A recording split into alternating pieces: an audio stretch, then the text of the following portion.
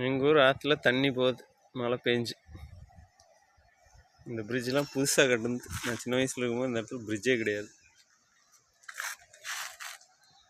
இதுதான் இருக்குப்பா எங்கள் ஊர்.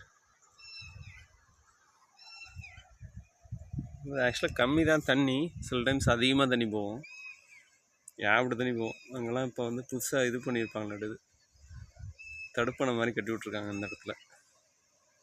ஆக்சுவலாக இந்த தண்ணி பம்ப் பண்ணி நீங்கள் வயலில் விட்டீங்கன்னு வச்சிங்களேன், உரமே போட தேவை, அந்தளவுக்கு விவசாயம் இதாகும்னு வச்சுங்களேன். நல்ல மரமாக என்ன விவசாயம் வச்சுருக்கீங்களோ அது நல்லா வளரும். நானே நேரடி பார்த்துருக்கேன். ஏன்னா எங்கள் வயலில் பூந்து தண்ணி ஒரு தடவை பூந்து போனபோது தக்கை போட்டிருந்தோம். தக்கை வந்து இந்த பாக்கு மரத்தில் பாதி உயரம் இருந்தது.